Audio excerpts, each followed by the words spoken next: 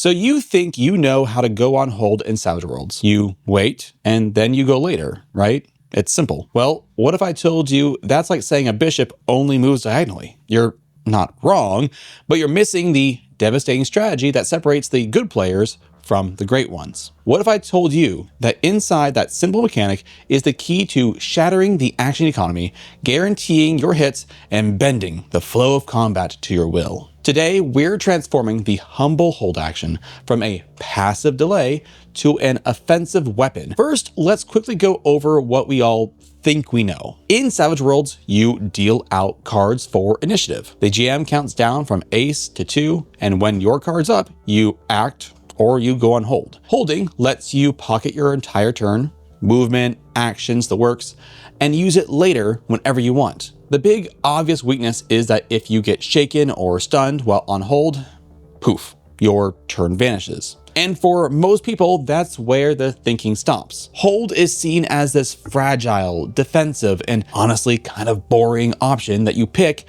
when you can't think of anything better to do. But that's the fundamental mistake. The hold action isn't a fallback plan. It's a loaded weapon. And to use it, you need to understand the strategies that make it so powerful. First, let's talk about the aggressive interrupt. And this is, in fact, the most aggressive, most powerful, and most criminally underutilized part of the hold action, the ability to interrupt. When an enemy starts their turn, a character on hold can say, "Not so fast," and declare that they are going to interrupt. If it's going before any parts of their turn, they just go. They take their entire turn right before the enemy takes theirs. But this is where it gets nasty. Let's say an orc warlord is starting their turn and declaring that they are charging at your party's squishy spellcaster. You're on hold. You declare the interrupt, and you then do a post athletics roll. Assuming you win, you use your turn to smack that orc and shake him. And here's the magic. Because the orc already started his turn, he doesn't get a free spirit roll to recover from being shaken until the start of his next turn. His current turn is toast.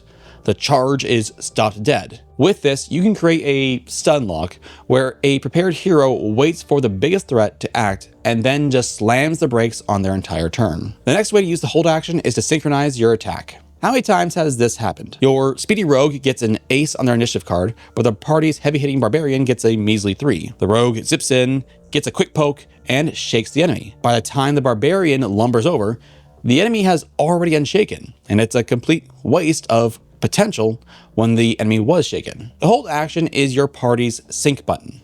It lets you ignore the initiative cards and act when it actually makes sense. The clearest use for this is maximizing the gang up bonus. Remember, for every ally next to a target, you get a +1 to your fighting rolls. That bonus is how you hit high parry foes and, more importantly, get raises for that sweet, sweet extra damage. So instead of the rogue rushing in alone, he goes on hold. Maybe the wizard goes on hold too. Then, when the barbarian's 3 of clubs finally comes up, he moves in to engage the target. Now, the rogue and wizard drop their held actions, swarming the enemy. That rogue is now attacking with a +2 gang up bonus, making a damage raise far more likely. You just turned a messy, ineffective round into a focused, overwhelming beatdown, all because you chose to wait for that perfect moment. The next way to use the hold action is what I'm gonna call the art of Overwatch. This is maybe the most intuitive use of hold, but we can sharpen it. We all know the classic trope or idea of a sniper being on Overwatch, waiting for a bad guy to pop out of cover. It's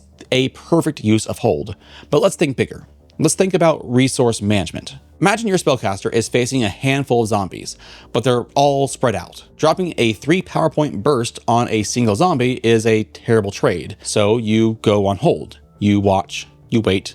The zombies shamble forward, clustering up to try and overwhelm your fighter. That's the moment you come off hold and drop that beautiful, fiery template right in the middle of them, catching 4 or 5 in one efficient blast. You didn't just kill more zombies, you optimized your power points, which is absolutely critical for winning a long fight. This is the art of observation. You go on hold not because you're out of ideas, but because you're waiting for the battlefield to give you the most valuable target. You force the enemy to show their hand, giving you the one thing that every tactician craves: information. What happens when you draw the 2 of spades? Your turn is at the absolute bottom of the round. It feels awful. You're just reacting to everything, and everyone else has already gotten the drop on you. But what if that 2 of spades could become the best card in the deck for the next round? A character who is on hold when a round ends keeps their hold status, and their action card going into the next round. They don't draw a new one. This means that your character with that lowly 2 can just stay on hold. The round ends, a new one begins, and the GM starts counting down ace, king, queen again. Your opponents with their fresh new cards start taking their turns, but you can come off hold at any point. You can choose to act right before the ace, effectively leapfrogging the entire initiative order. This tactic is an absolute game changer for the characters with the hesitant hindrance. These characters are normally stuck drawing 2 cards and taking the worst one, meaning they're almost always last. By mastering turn banking, they can flip this crippling disadvantage into a strategic ace up their sleeve, saving their turn to guarantee they go first in the next round when it really counts. This next use to hold is really mastering a mind game of sorts. Picture this. Your character is standing just inside an enemy's charge range, seemingly out in the open. It looks like a rookie mistake. You look vulnerable. The GM, seeing a juicy target, has the enemy declare charge, but you're on hold. This wasn't a mistake, it was a trap. You let the enemy commit. The second they start moving, you declare your interrupt and win the roll. Now you have total control. You can use your movement to sidestep, leaving them charging at empty air. You force them to reveal their plan and waste their movement, all while keeping your own turn fully ready to go. That's tactical baiting, using deceptive positioning to force an enemy's hand, knowing you hold the ultimate trump card. Now next, let's talk about hold in connection to the Joker. A character with the Joker is a temporal apex predator. First, if you have a Joker and want to interrupt someone, you don't even roll athletics. It just happens. You automatically snatch the turn away from any non-Joker character. Second, the biggest weakness of holding is getting shaken. Not for a Joker. A character on hold the Joker does not lose their turn if they become shaken or stunned. They are simply immune to the one thing that normally counters this strategy. And finally, you get a +2 bonus to all of your trait and damage rolls for the turn. This means a Joker fueled interruption isn't just timely, it's absurdly lethal. An interruption on a Joker is often the cinematic moment a hero turns a losing battle into a legendary victory. And fittingly, when a Joker is dealt, the whole table gets a Benny to help fuel that awesomeness. Now, how can you take this strategy and work it into a character that focuses on going on hold? You can build a character entirely around this concept. Edges like level-headed and improved level-headed, which let you draw multiple initiative cards and pick the best one, dramatically up your odds of getting a high card or even a Joker. And think about the synergy with First Strike. Character with this edge gets a free attack against an enemy who moves into their reach. Now imagine that character is also on hold. The enemy moves in, triggering the free First Strike attack. Then, when the enemy tries to make their own attack, you come off hold, interrupt them, and take your full turn. It's a double dip of offensive power, a wall of reactive punishment for anyone foolish enough to approach. The hold action is not a passive delay. It's not something that you should only do when you don't know what to do on your turn. It's an aggressive interruption to shatter your enemy's turn. It's a coordination tool to maximize your team's assault.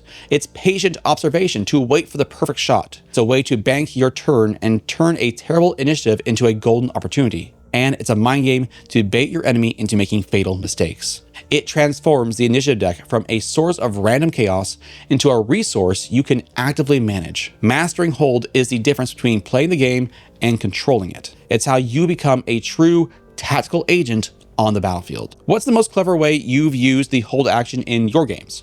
Have you ever pulled off a clutch interruption that completely saved the day? Tell me your stories in the comments below. And if you need more ideas on how to keep your combat flowing, check out this video right here.